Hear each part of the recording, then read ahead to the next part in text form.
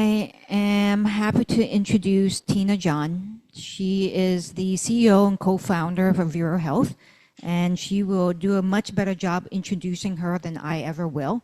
So here you go. Hi, everyone. It's an honor to be here. I'm usually giving a 3 or 5 minute pitch, so I'm really excited to tell you all that went into behind that. So my name is Tina John. I'm a biomedical engineer, mother of 3 girls, and I'm the founder and CEO of Avira Health. Today, what I want to talk about is the startup risk equation. But first, I'll give you a little background into what Avira Health and what we've been doing for these last years.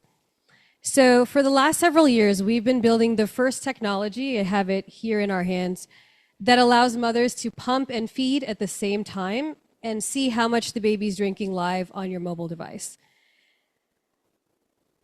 We did this because we had come across countless mothers who were struggling with breastfeeding, and with my biomedical engineering degree, it had come to a point where I just couldn't say no to the opportunity to try to make a change in this space. As some background, we have boothed all over San Diego and the United States. We have pitched across multiple venues, both through Aquillius and all kinds of different competitions that we've been involved with. We've talked to over 150 mothers, interviewed them, prototyped with them, worked with them on what their issues with breastfeeding was. And last fall, we got the opportunity to go out to health, where we were the top winner out of 600 companies in the digital health space. And a lot of opportunities that came out of that have now been what is filled this year. Now, along this whole journey, we have started from unwieldy machines and ideas that were stitched together. And our team prototyped and sketched and drew and made things out of clay and foam. And today we have production units. You can see them actually at one of the spaces here at Aquillius that we are currently testing for FDA 510(k) clearance, and we have plans to go to the FDA to submit next month. We have been fundraising for along this journey to make it all possible. We have raised $3.5 million to date. We are in a $3.5 million round right now, 2.5 in. And some of our funding has come from individual investors. Some of it has come from Seattle Angel Conference, San Diego Angel Conference competitions that we won.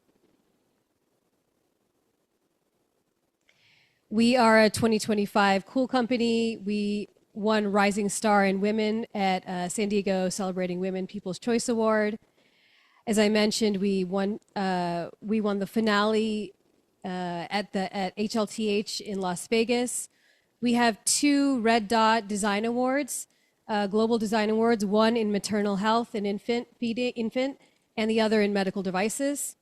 And these are global awards that are for the particular design. So we have come from what I have on the screen here, which is clay models that I used to carry around in my purse because I didn't feel like I wanted to be anywhere without being able to show the design, to a device that actually works, that is able to feed infants, able to pump at the same time, and able to show you how much the baby is drinking. And yes, that is my now almost 1-year-old who was able to be one of the very first testers. And next stop, we are headed over to launching our device in the US and FDA clearance, which will give us the ability to go direct to consumer through Amazon and then eventually through insurance and then retail in the US. Now, what I wanted to talk about was, I was always an inventor. I really enjoyed making things. That's what kept leading me back to biomedical engineering and back to devices. But I never for a second thought that I would be involved in business or entrepreneurship. I went to Drexel University for biomedical engineering, and my closest friend at the time dragged me into an entrepreneurship class and said, "Hey, this is supposed to be an amazing class. You should take it with me."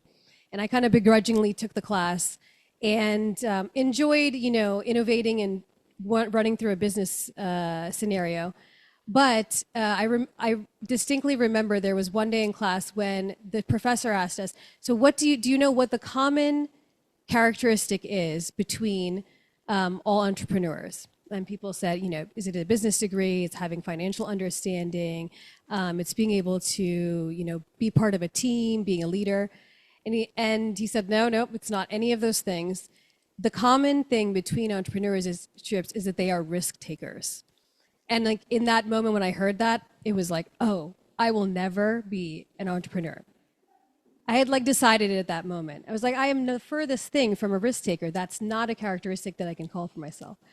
And when I talk to women often, they feel the same way. It's like that part of it is not what I can call myself. But here I am, having taken all these steps, this long road to get something out to the market, and it did involve a tremendous amount of risk. So I had to ask myself, well, what is it that made me take this risky pathway? Because a startup is, in fact, a very risky scenario for many different reasons. For the first, you don't know if you're going to be able to pay yourself. You don't know if what you do is going to make money. Will it get enough funding? You'll have to put yourself last against your whole team. And you don't know, is it going to be successful? Is it going to work? Is your idea going to actually work and make a product that is going to be successful? But then also you don't know if it's going to have the impact, the widespread impact in the market that it's required to have a business scale. So not being a risk taker, why did I take this risk? I was really asking myself this. And it boiled down to 3 different areas for me that allowed this to not feel like a risk anymore. The risk was always there, but it was just one player amongst a lot of others. The first was the motivation. So this is a personal picture that I wanted to share. This is my 3rd, so just about a year ago. And for anyone who's has gone through labor, this is like 10 centimeters dilated. I chose to not do medication for this labor. And it was one of those moments that I asked my husband, I was like, you just have to capture it this time, whatever you do. And when I have 3 girls, and 12 years ago when I had my first, I was astounded at what motherhood really was. I had done my bachelor's and master's, I had competed in the field, I had been successful in what I was doing at work. But when I became a mother, I could not believe how much it had challenged me with all the resources and family support that I had. And it made me instantly think of my grandmother who had 9 births and 7 children, and thinking like, wow, I'm like, she's a titan when I compare myself to her. All that she was able to do, even with a 2nd grade education, is still incredible in compared to how difficult I feel this is. And I have found year after year that as you talk to mothers who enter motherhood, they feel that this is something that it's almost a quietly kept secret about what it takes, the toll it takes on you, the amount of energy and power that it requires. And this is something that I was never able to shake from the second that I became a mother. And so when it came to breastfeeding, I found that very difficult. I was gritting my teeth through it, but I was persisting because of the biology behind it. But as I started to have more and more women around me that were breastfeeding and having infants, I started to hear the same thing over and over again. I feel like I'm failing my infant. And it was people that I loved. It was people that I had known for years. It was people that wanted to breastfeed, but they felt that they were not enough for their infants. And yet they were pumping, they were feeding, they were going around the clock, they were doing, formula at the same time. They were doing everything in their power to be there and to support the baby.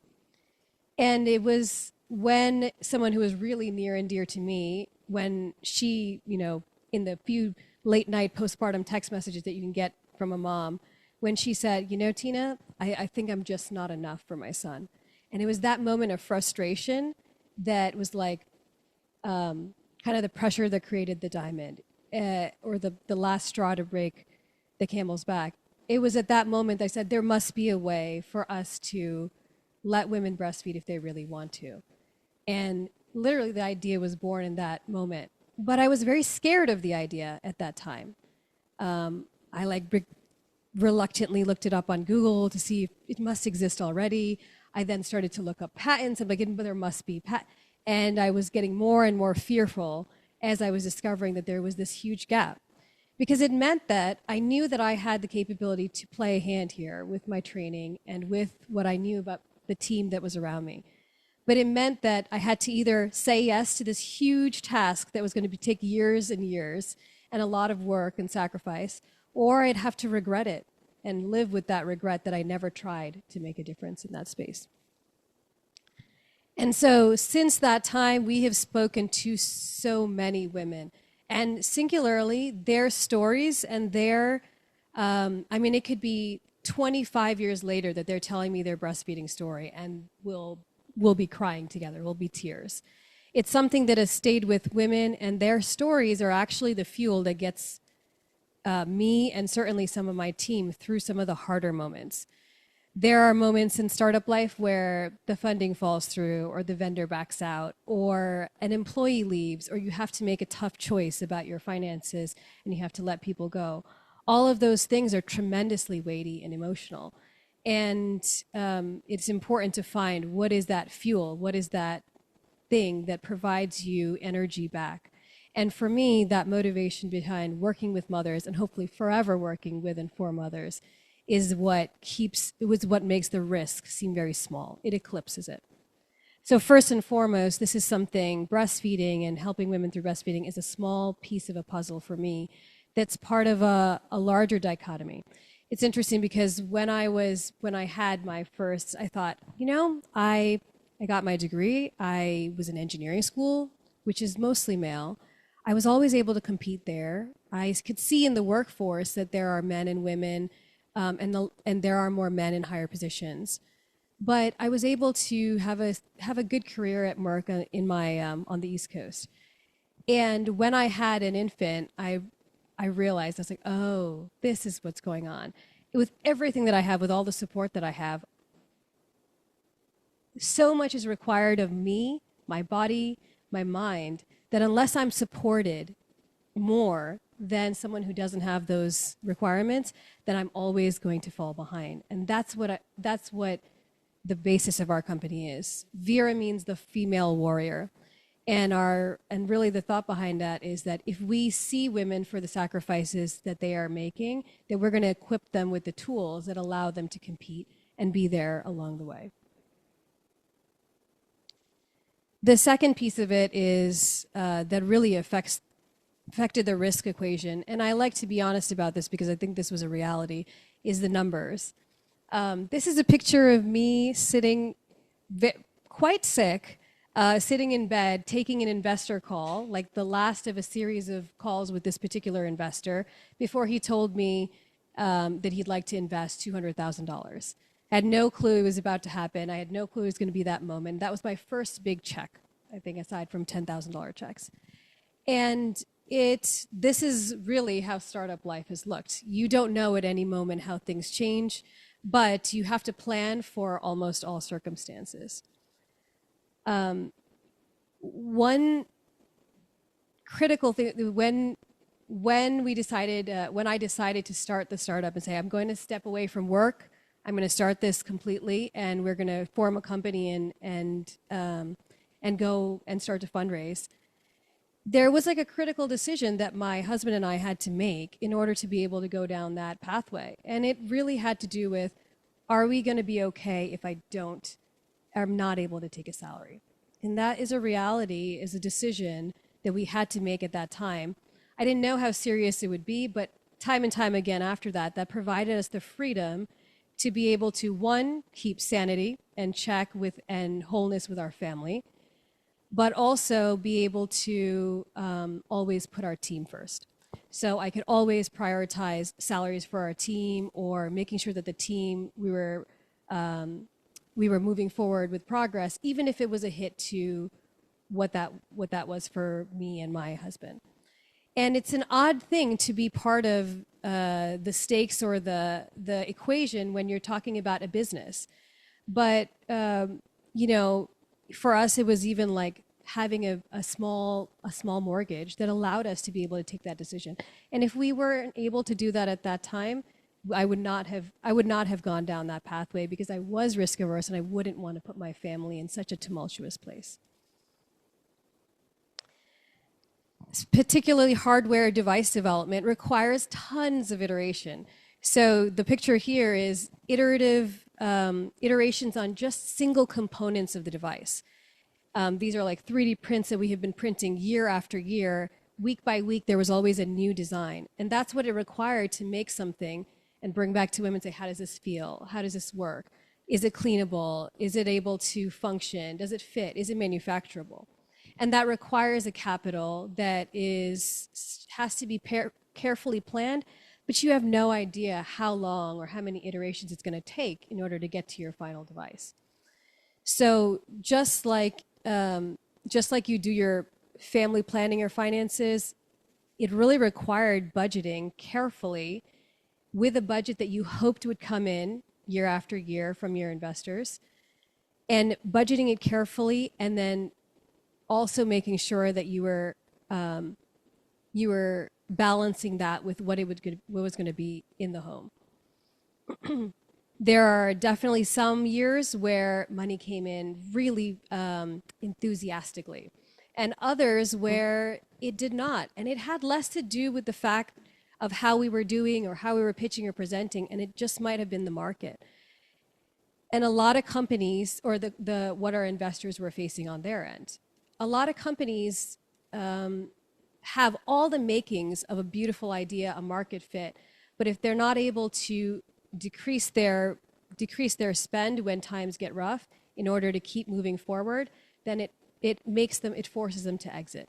So I can't understate or I can't overstate how much a factor it was to be able to dial the spending in and out, and how much we had to make a holistic decision about how that was going to happen. And lastly, the support. When I started this, I had a 2- and 5-year-old. They're like middle schoolers now in 5th grade, and so they grew up during this process of me running this company. They didn't just see me go off during the day. I mean, they would hear about it at night. They would see me, I remember breastfeeding one of them and like on the computer in the middle of the night finishing something.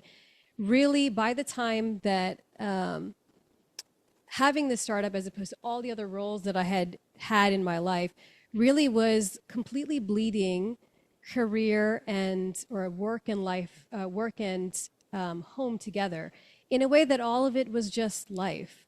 The girls can tell you about all the features of the device and how it's cleanable and how you turn all the buttons on and what mothers it's supposed to help. These are not things that I forced them to learn. They just kind of knew because they're watching their mom and integrated with their mom. But those two, and now the 3, they're the complete picture. I would be lying if I said that startup was even half of what is most important in my life. It's really them. And so an integral part of being able to have a business was making sure that I could be or give them the support and love that I felt that made me feel like I was still a good mother. I was working for motherhood. I like almost idolize what mothers are doing for their children because I see how hard it is. So really, this ended up becoming a big step of how my community came into play. In these years, my husband, of course, was the one who, to this day, is the one who will be there through the hard decisions, supporting me when things are really tough or we're getting bad news. My father-in-law and my mother-in-law moved from across the country when I said I'm starting the business. Really kind of, okay, I get it, and we know we're needed.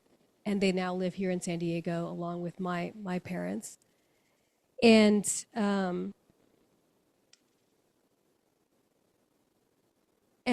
it became a situation where whether it is that you have your in-laws or your parents around you to support what you need in your life, it was being real about the fact that it's okay to have and want the priorities that are real.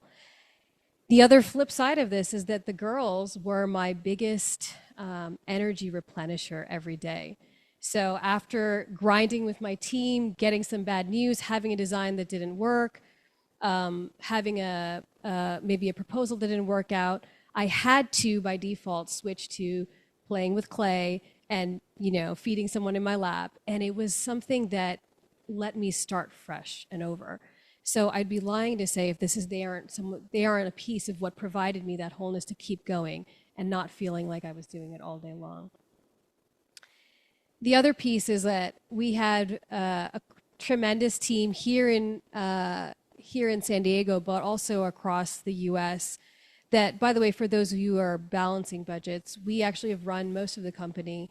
Most of these individuals work part-time in some fashion. One or two of them do not, but on a contract basis or a consulting basis. And that allows us to bring them in for the pieces that are appropriate, and it also allows that flexibility for when it's harder to fund at a particular time. But, this team that you decide to go forward on a startup journey, that ends up being the team that you're breaking walls down with. And you don't know together what you're going to find on the other side.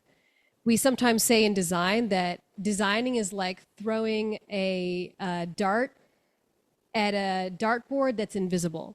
And until you find whether you've landed or not, and you have a little bit more of the picture, you don't know whether you're getting closer or further from the solution. And that's something that you get to discover with this team. And what I've found is that they have soaked up this mission that we're on to be able to support women and mothers, and they are really excited about finding out the different ways to circumvent what is currently there as well. That's something that motivates them, and actually many of them have joined because they feel that it's something that makes a difference. It's something that women need. The interesting thing, even about an event like this, is that startup is one of those few situations where you have a direct pipeline to the energy of your community. When you're working in a big corporation, you may not be able to openly talk about your work to people that you meet, or settings and scenarios of people who are looking to either be in part of a startup, support one, or learn pieces of fundraising. And the community around startup is quite incredible in that way.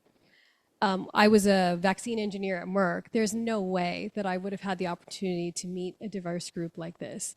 There wouldn't be anything for me to speak of that isn't really within the walls of Merck. And so that is something that I can iterate probably to anyone that I meet, that it's not that a startup or a business requires you to rely on others. It's that if you do, it becomes that much stronger.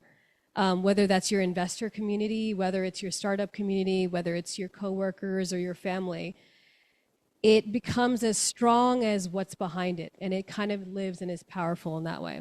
So I feel like I am true testament to the, if you want to go faster, go alone, but if you want to go further, go together. That has always been true in our case.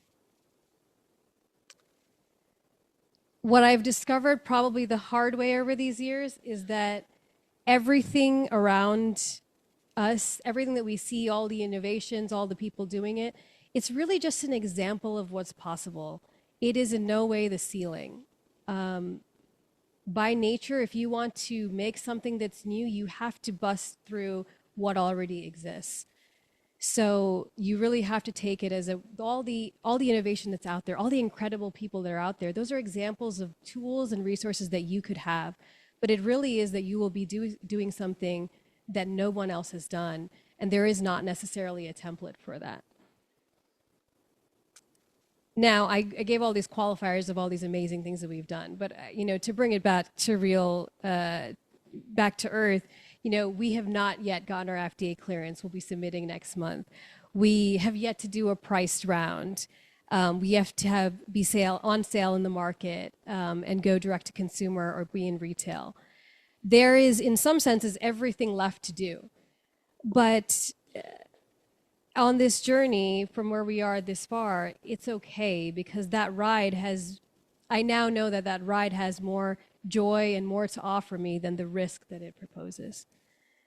So we are entering a very unique new era, unlike any that humans have seen in the history of humans and mammals and life in of itself. We are about to see a world where boundaries don't really hold water, where work may not be in offices, where family may not be after hours, where health doesn't have to be for the young, where illness may not have to be for anybody. The real question there is, which change do you want to be part of? Which change is something that has enough fire for you that it makes the risk worth taking? So from a personal standpoint, I leave my contact information because please do connect. If there's anything that I can provide that is helpful for you, I'm so happy to, because I came here because of I'm at this point because of a lot of people behind me. But I hope that everyone in this room is able to change that risk equation so we all get to experience your immense change that you're part of, that you've always been capable of. And thank you.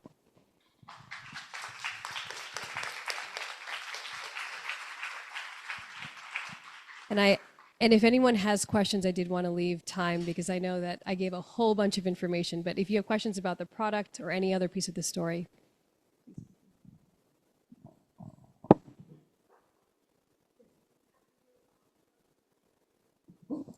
Have I approached the military? From what aspect?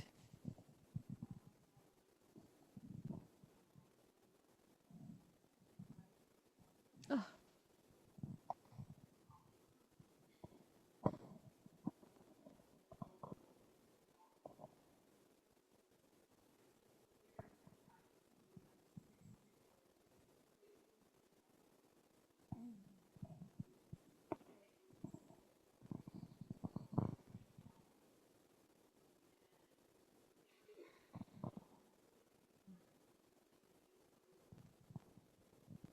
Yeah, I'm really sorry to hear that.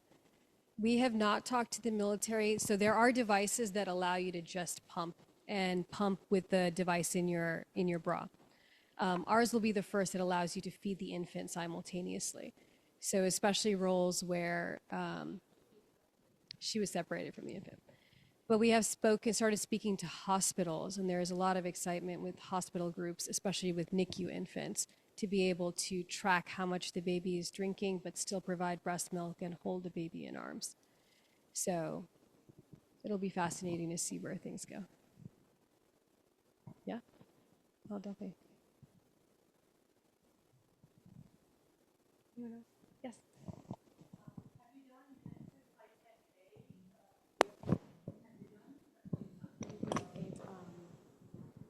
The name?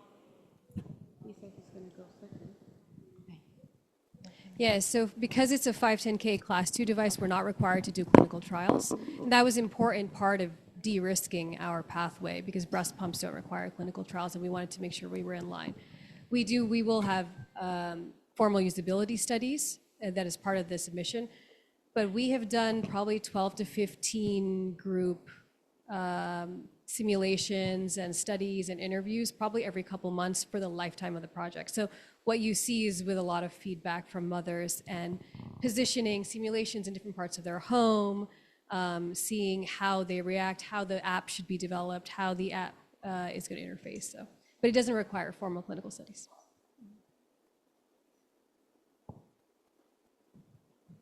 Yes.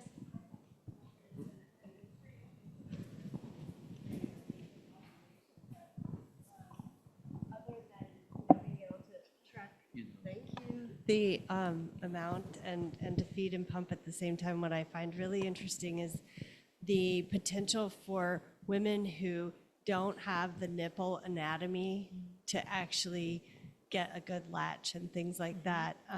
And as someone who studies mammary glands for a living, I know a lot about this, like women with inverted nipples, et cetera, who have to use these crazy things that you buy at the drugstore that like don't SNS. Help. And yeah.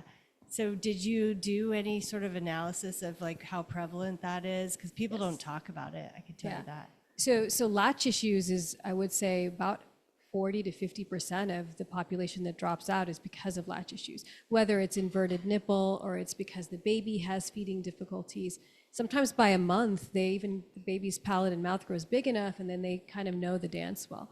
So very much so, Latch is one of the, I think our first name for the product was like Latch Assist, is a big play. And also because in those first weeks, you have to feed the infant 8 to 12 times a day. So you're constantly failing if they're not able to latch. You feel like you're constantly not able to keep them fed. And so that confidence that it provides that, hey, I can see the milk, the baby's getting it as easy as if it was from a bottle, and I'm not doing extra work in between. So the other thing is the oral issues is cleft lip, cleft palate. We've actually been approached about creating custom nipples that can be replaced out so that it'll be easy for those infants as well. Thank you for the beautiful work. Yeah, thanks.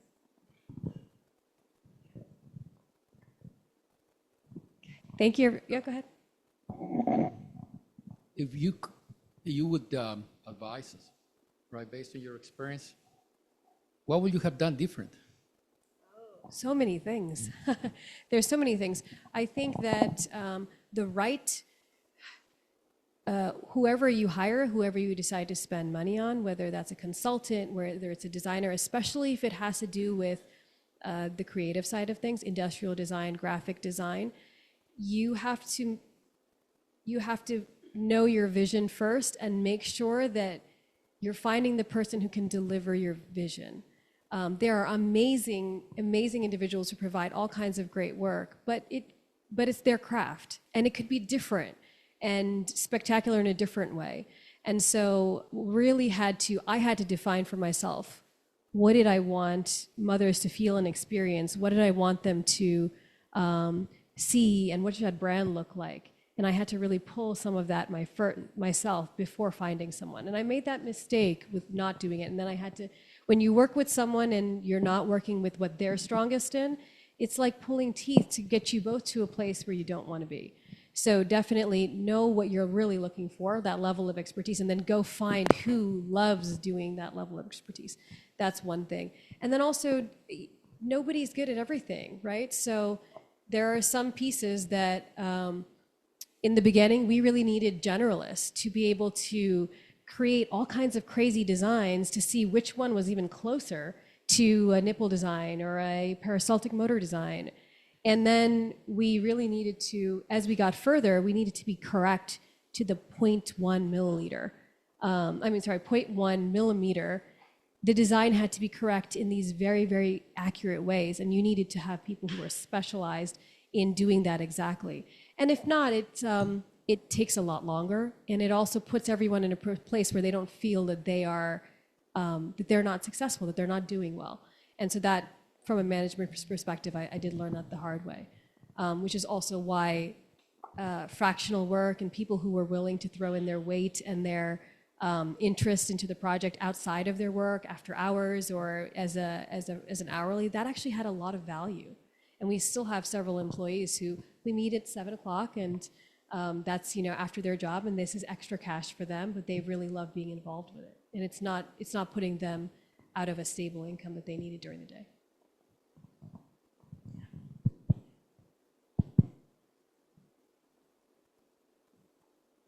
All right. Thank you, everyone.